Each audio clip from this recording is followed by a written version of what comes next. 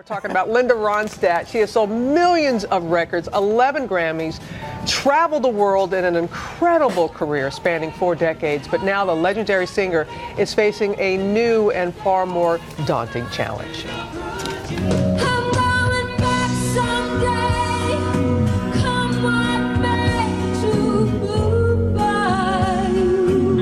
For 4 decades, Linda Ronstadt was the woman who could fill arenas with that luminous voice, racking up hit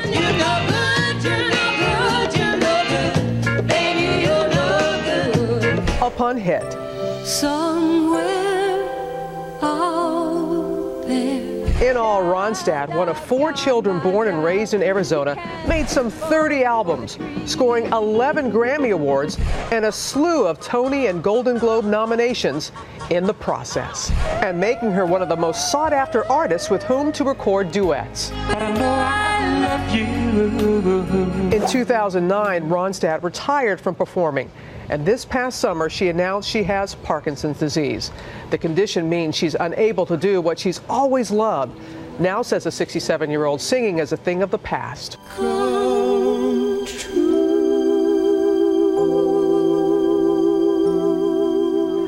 So many different things in me.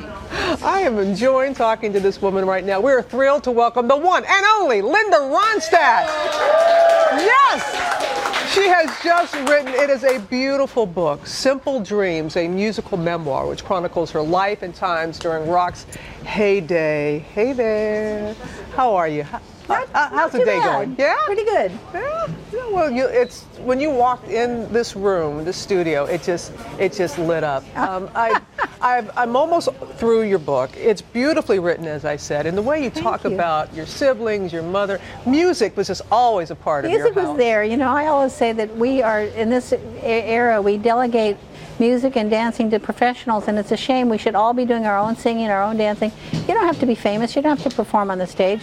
We have music to, to process our feelings and to help us work our lives out and help us with something that's a hard task to do. Yeah. And everybody should have their own music. And yes, and it is your own music, whether it's in the shower or whatnot, and it's a soundtrack of our lives. If nothing else, get in a choir. I preach choirs. I think they're so important. Oh, I bet you do. Why now? Why did you decide to write this book now? Well, I got a call from a publishing company. They said they didn't have to have a kiss and tell book. I said, fine, I'm your girl. I never thought about writing. I didn't keep a diary. I never kept a journal. But I thought that if I could get my story down, a lot of other people had written about me, about how I felt and what I thought and what I did, and so much it was inaccurate. I thought, well, I want to have the last word.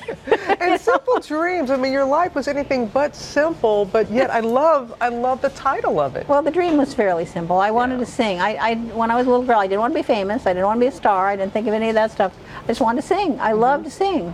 And I wanted to have a job singing, so I didn't have to have a job doing something else, and I could spend all my time singing. Because in order to get good, you really have to spend 6 or 8 hours a day doing it. I mean, honestly, if you're a cello player or a violin player or a singer, right, you have to spend hours and hours and hours and hours, day after day, year after year.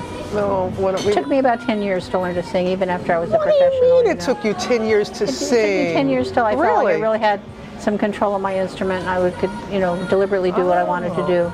Well, I think about what it must have been like for you, and you wrote about it in the heyday in LA, and the different artists that you Well, they were just my friends. paths. They weren't famous. Nobody knew who they were at that point. They were just people we all hung out with, And they turned out to be all these great writers, like Jackson Browne is just an incredible songwriter, J.D. Souther, Warren Zevon, they were just James my pals. Taylor, just hanging out, They were just buddies. just jamming like that.